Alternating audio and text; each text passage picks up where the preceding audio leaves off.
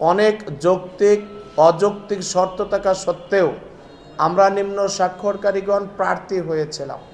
কিন্তু অত্যন্ত বেদনাদায়ক হলেও সত্য যে নির্বাচন প্রক্রিয়ায় এমন সব সিদ্ধান্ত যুক্ত করা হয়েছে যা অযৌক্তিক, অগণতান্ত্রিক ও ত্রুটিযুক্ত, এবং এইসব শর্ত মেনে আমাদের পক্ষে ভোটারদের স্বাধীন অধিকার প্রতিষ্ঠা করা সম্ভব নয়।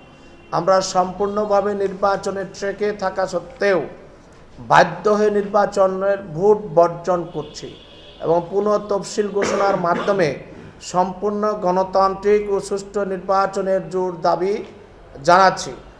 আমি আপনাদের জ্ঞাতার্থে জানাচ্ছি যে সর্বশেষ 17/12/2025 তারিখ দুপুর পর্যন্ত ভোটদানের স্থান, ব্যালট পেপারের নমুনা, ব্যালট নম্বর এবং ভোটদান পদ্ধতি সংক্রান্ত কোনো নিয়মকানুন আমাদেরকে অবগত করা হয়নি।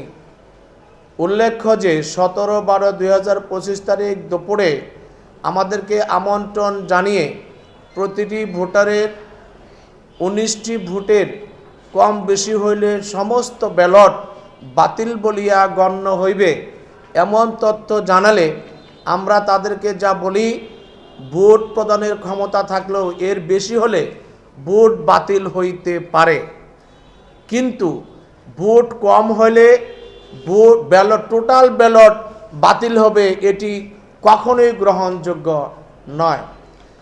একটি ভোটের কারণে, ত্রুটির কারণে টোটাল ব্যালট পেপার বাতিলযোগ্য তারা সিদ্ধান্ত গ্রহণ করেছে।